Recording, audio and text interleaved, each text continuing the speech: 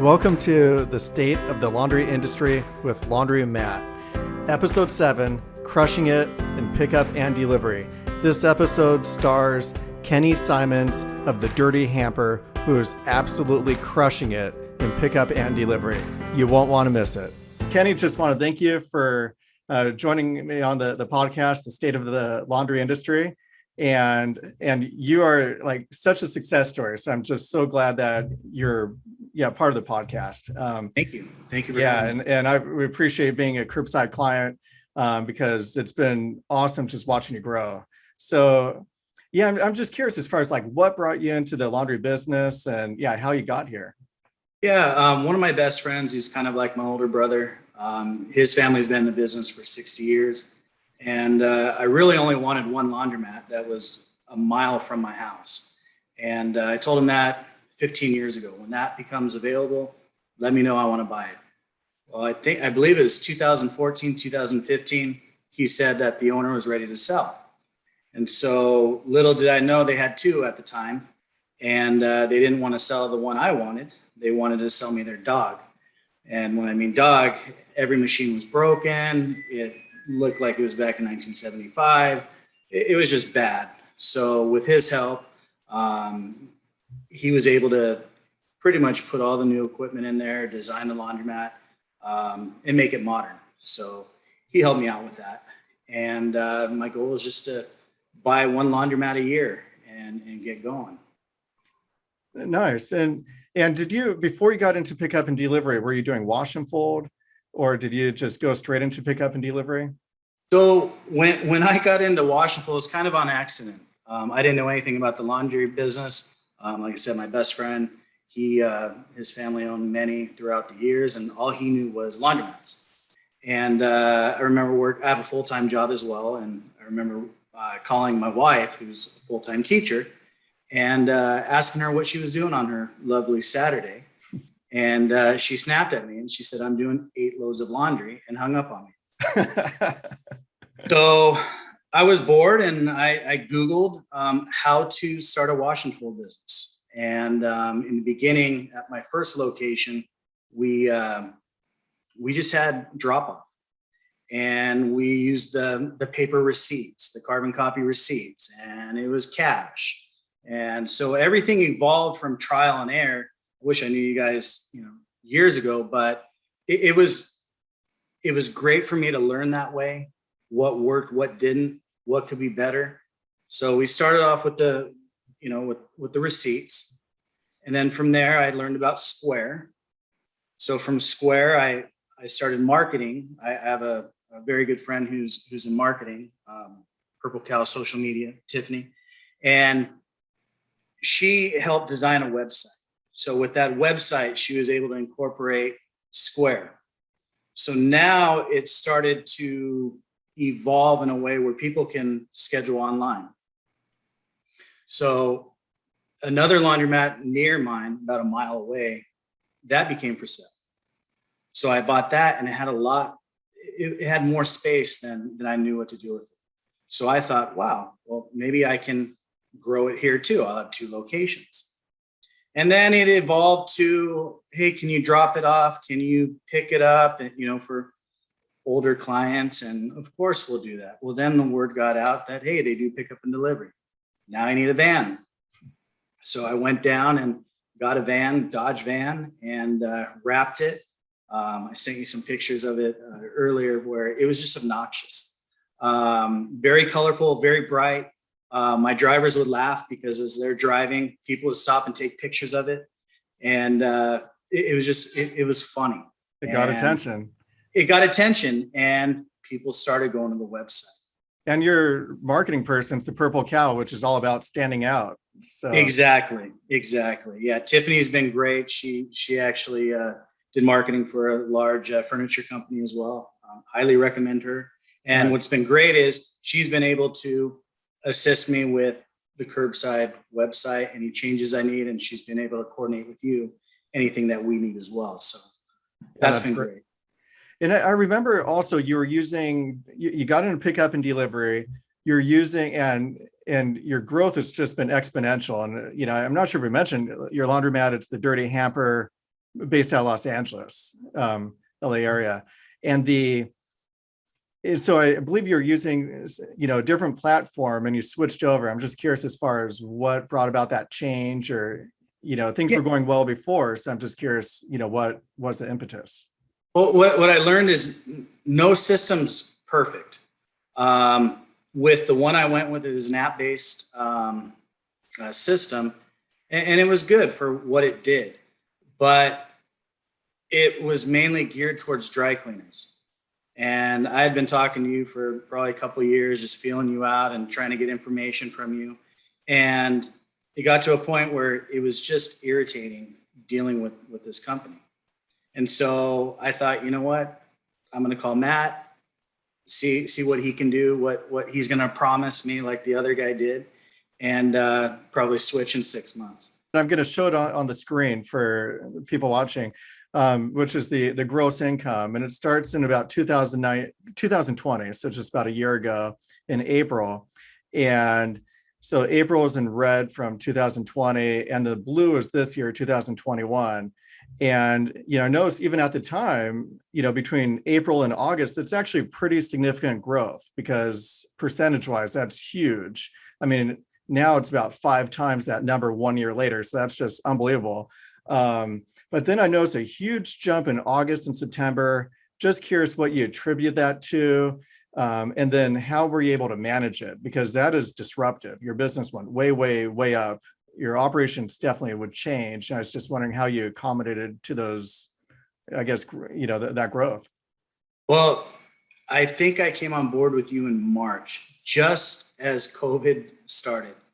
And maybe it was a little bit before, but we had our record month. We did, I think, 3,000 pounds, and we're jumping up and down like idiots. We made it, right? And then once we fully transitioned over from that other app and then went all in with curbside, it's crazy. I was worried with COVID that people weren't going to order, because what happened was as soon as COVID happened, everyone started canceling their orders, and I was panicking. So I honestly, with curbside as well as Google AdWords and Instagram, I dumped, a couple thousand into marketing. If I'm going to go bankrupt, I'm going to go bankrupt, but I'm at least going to swing the bat. So from there, it was crazy. We just kept climbing and climbing and climbing. And I remember talking to you or Aaron, and you guys said, it's a snowball effect. You're going to see it's a slow snowball, and it's going to grow and grow and grow. And then at a point, it's grown so fast that we're having a hard time, maintaining employees and drivers, and that's the next headache, which is a good headache, but it's completely caught me off guard from what I thought it would do. It's grown fast. Yeah, it's definitely high in demand. And do you see this being consistent, or you're seeing continued growth even from like January till now? And so do you think it's a trend? Some people are attributing it, well, it's just with COVID, or do you see this as just a new way of being? Is this the new normal? I'm just curious how you see the future.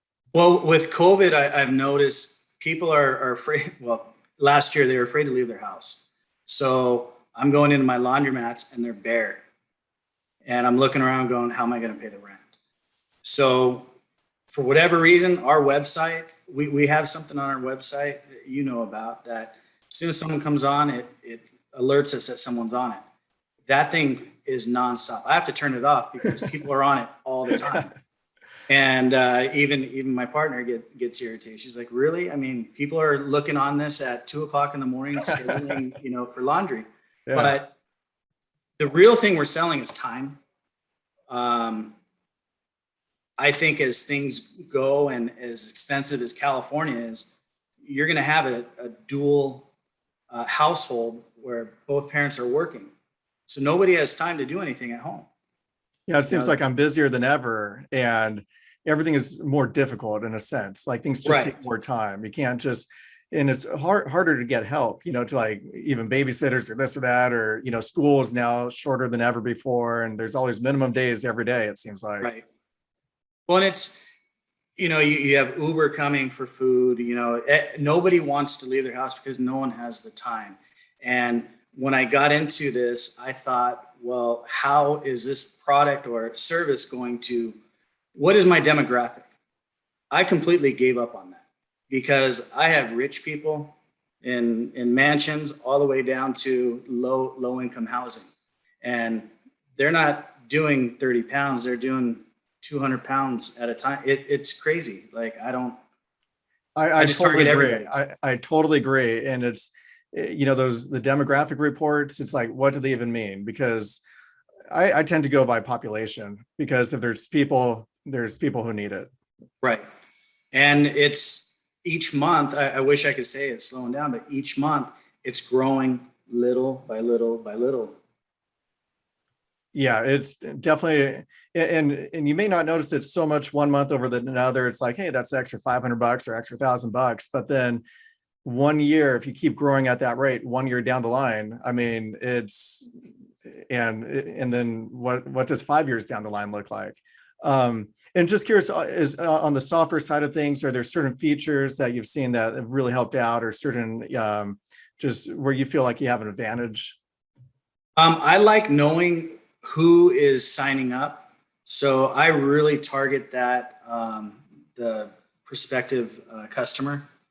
So I'll go after that and I'll put it on either MailChimp, or I'll do the Easy Text, and I'll send out to them, hey, I'll give you 20% off your first order.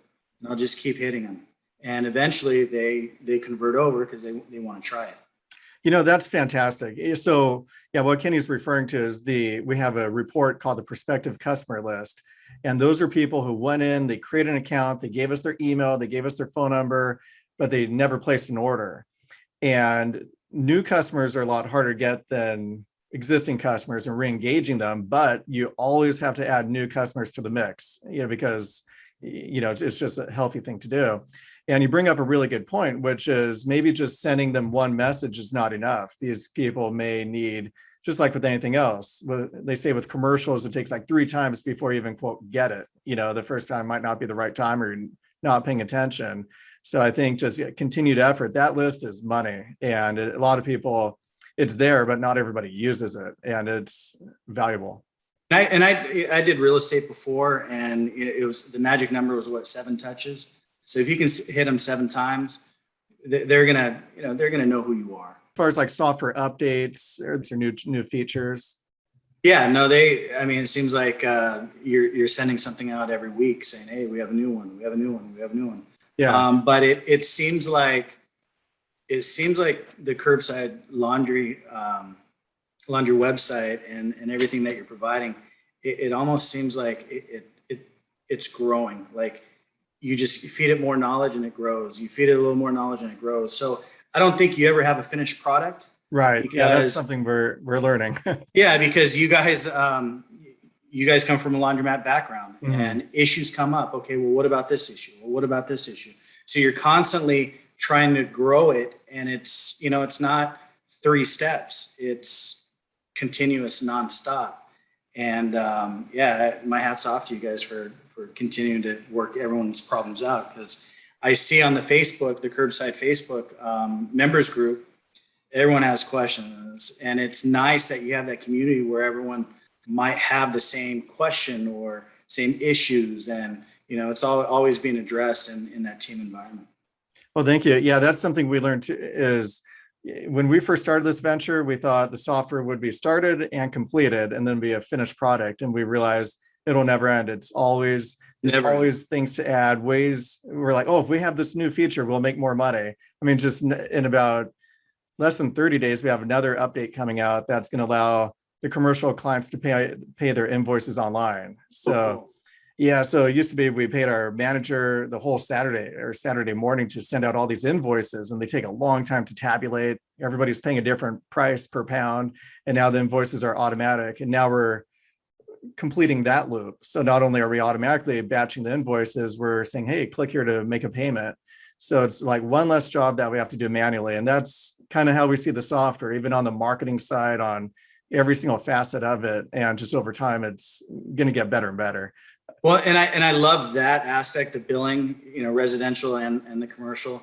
Before I had you guys, I was doing everything off Square and having to sit down and send out the invoice, click, click, click. And I got too busy, and it's hard to rely on someone else who's doing all the work to add that to their plate as well. Yeah, and that was a big thing when we designed the software to automatically do the billing, because that's a job. And better the software says, hey, the credit card didn't go through, and they could click here to update it, than to make those phone calls. And I've talked to laundry owners where they're making those phone calls, and sometimes they get adversarial. It's like, hey, you need to pay your bill, and they already delivered the laundry, and it's like, well, how did that situation happen in the first place? So, and I've had that where I've dropped off 300 pounds of laundry, mm-hmm. and they oh yeah, I'll pay it, and they don't. Right. And you're out that money because you already paid your staff, you already paid your costs. Exactly. And if it the thing I do like about it is if the payment's unsuccessful, then it doesn't load up for the driver, so the driver's not going to take it. It's going to sit on that rack until they pay for it. Right. Exactly. It's kind of like you don't get your car back from the oil change until it's paid for. Right. So, exactly.